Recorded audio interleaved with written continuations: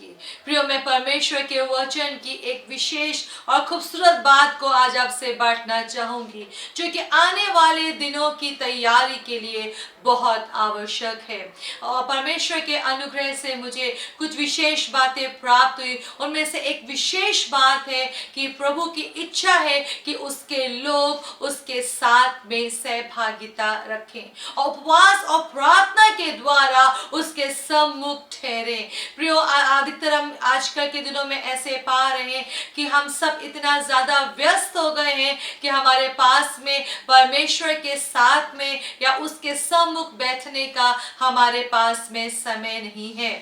और ये जो उपवास प्रार्थना ना कर पाना या उपवास प्रार्थना के माध्यम से परमेश्वर के सम्मुख ना ठहर पाना, ये एक ऐसी दूरी को हमारा पिता परमेश्वर से हमारे बीच में ये कमी जो है वो पैदा कर रही है, दूरी जो पैदा कर रही है, वो जिसकी वजह से क्या हम पा रहे हैं कि हम बहुत सारे उलझनों और अशांति और बेचैनियों और घबराहटों से भर गए हैं। प्रियो, परमेश्वर ने अगर इस प्रकार के कुछ तरीकों को ठहराया है, उपवास और प्रार्थना, जिस बात को जो ये बात हमको इस रीति से दिखाना चाहती है, जो उपवास प्रार्थना हमको जो विशेष रूप को देना चाहती है, वो ये है कि हम जो अपने आप को दीनता में लेकर आते हैं, नम्रता में लेकर आते हैं। उपवास प्रार्थना केवल प्रियो खाना छोड़ देना नहीं है। उपवास प्रार्थना प्रभु आप ही मेरे जीवन में हर खुशी के और जीवन के आधार हैं। जब हम उपवास प्रार्थना करने के द्वारा इस आधार की सोच को प्रकट करते हैं, तो मैंने पाया है प्रियो कि एक अद्भुत काम परमेश्वर की ओर से हमारे जीवन में होता है। पर शत्रु के गेम ने, या बोलो इस समय का जो माहौल चल रहा है कि इतने हम व्यस्त हो गए हैं, या सोच ऐसी बदल गई है कि लोग सोचते हैं या हमारे दिमाग में ऐसा विचार आता है कि हम उपवास और प्रार्थना नहीं कर सकते, हमारे पास समय नहीं है कि हम छुट्टी लेके बैठें या हम कामों को छोड़ें। अब हमको लगता है कि नहीं, समय नहीं है, अब ज्यादा चीजें और इम्पोर्टेंट है बनिस्बत परमेश्वर के सम्मुख ठहरने के, सहभागिता रखना।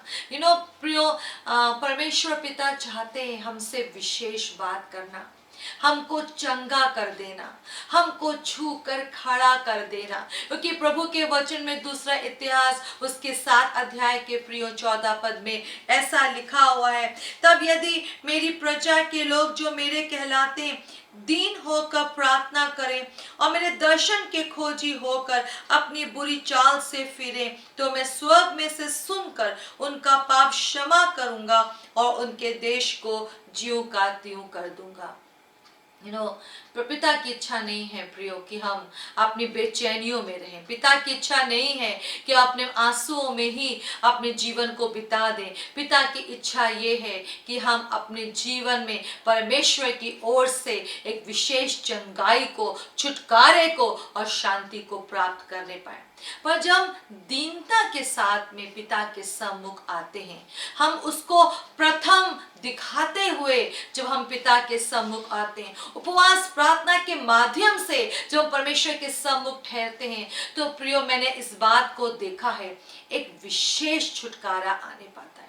हमने वचन में देखा है योना की पुस्तक में किस प्रकार से नीनवे के लोगों ने, जब परमेश्वर के दास योना ने जब वहां पर भविष्यवाणी करी, परमेश्वर के वचन का प्रचार किया, पश्चाताप वहां पर एक अलग प्रकार से निकल कर आया। लोगों ने अपने पश्चाताप को, अपने पापों से मन फिराने को उपवास और प्रार्थना के माध्यम से प्रकट किया।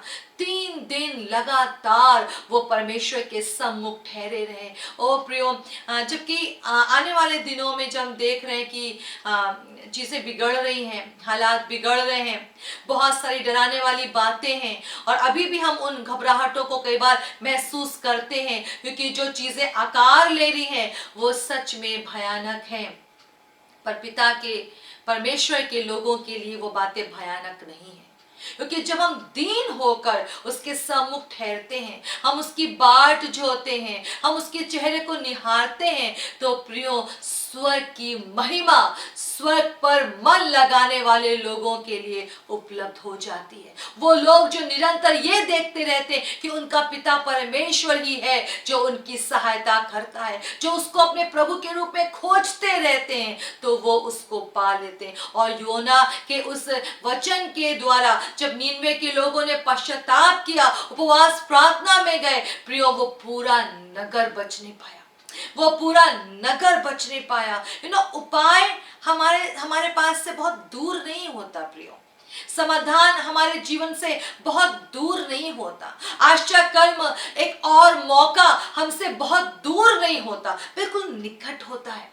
पर आवश्यकता क्या है? जो हम परमेश्वर के साथ में समय बिताते हैं, हम उसके साथ सहभागिता रखते हैं, उपवास प्रार्थना के साथ में अपने आप को दीन करते हैं और परमेश्वर के सम्मुख ठहरते हैं, तो जो आप सोच नहीं सकते वो बातें वहां पैदा हो जाती हैं। आज सुबह मेरे पास में एक फ़ोन आया, एक मेरी आत्मिक बेटी है, और उसने मुझे बताया कि आज सुबह क्या हुआ, उसके मन में अचानक आने लगा उपवास और प्रार्थना के लिए। और पर एक मन आए, उसने बिस्किट उठा लिया था, और एक मन आए कि बिस्किट खा लो, और एक मन आए कि नहीं, उपवास प्रार्थना में जाना है।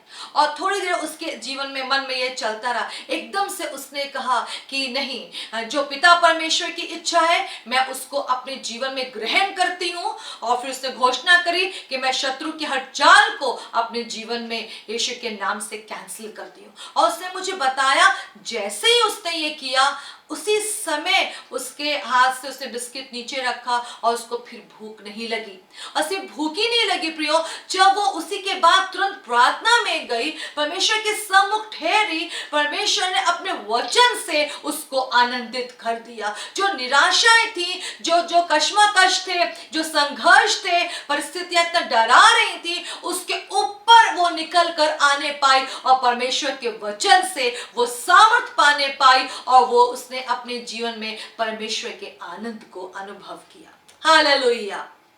प्रियो, आवश्यकता है अपने पिता के साथ में समय बिताने की, आवश्यकता है जो हमें विश्राम देना चाहता है, जो हर एक बातों में रास्ता निकाल सकता है, उपायों को प्रकट कर सकता है, महिमा को प्रकट कर सकता है, उसके साथ में समय बिताने की। हम सब जरूर से व्यस्त हैं प्रियो, पर आवश्यकता क्या है? इतनी मेहनत करने पर भी हमको लगता है अभी भी कुछ कमी रह गई है, अभी भी कुछ घटी रह गई है, अभी भी चीजें नहीं बदल रही हैं। पर प्रियो, वचन में ऐसा लिखा है, जब हम उसके स्वर्ग के परमेश्वर की जब राज की हम खोज करते हैं, तो ये सब वस्तुएं हमको यूं ही मिल जाती हैं। जब हम परमेश्वर के साथ में आते हैं, अपने पिता के साथ में सहभागिता रखते हैं, उपवास प्रार्थना में ठहरते हैं, तो प्रियो सब कुछ बदलने पाता है, क्योंकि हम वहां पे ये देखते हैं, पिता आप ही हैं हमारे जीवन में खुशी के आधार, हर बात के उपायों के आधार, सारी आवश्यकताओं की पूर्ति के आधार पिता आप ही हैं। और जब हम ऐसे देखते हैं प्रियो, सच में वो जीवित और सामर्थी परमेश्वर की सामर्थ हमारे जीवन में डेरा करने पाती है, और हम अद्भुत कामों को देखने पाते हैं। तो प्रियो, मैं आपको उत्साहित करना चाहूंगी, इन आने वाले दिनों की तैयारी अभी से करें, अभी से करें। जब अभी से आप तैयारी करेंगे तो कुप्पी में तेल रहेगा आखिरी वक्त तक, वरना वो बीच में खत्म हो जाएगा, वरना वो बीच में खत्म हो जाएगा। प्रियो, अधिक से अधिक अपने पिता परमेश्वर के साथ में सहभागिता रखें, और उपवास प्रार्थना के साथ में आप कर सकें तो बहुत ही अच्छी बात होगी। अपनी आंखों को बंद करें और प्रार्थना करें। पिता, जबकि बहुत सारे विचारों से इस समय हम घिरे हुए हैं, पर आप जबकि चाहते हैं कि अब हम आपकी शांति को अनुभव करें, आपकी चंगाई को अनुभव करें, आपके उपायों को पाएं, आपके समाधानों को पाएं, तो पिता परमेश्वर, जबकि आप चाहते कि हम आपके पास में आए, तो प्रभु होने पाए हमारा हर एक प्रिय अपना सब कुछ छोड़ के आपके पास में आने पाए, क्योंकि आप ही हैं जो हर प्रकार से हमारी सुधि रखते हैं।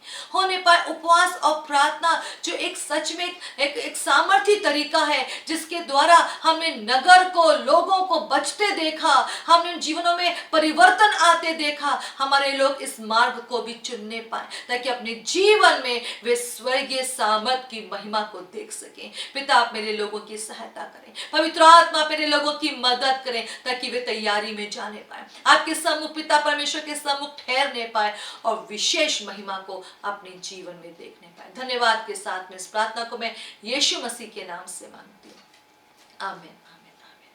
प्रिय प्रभु आपको बहुत आशीष दे। समय निकालें और पिता परमेश्वर के साथ में सहभागिता रखें और वो आपकी सुधि लेगा। प्रभु आपको आशीष दे। जय मसीह की।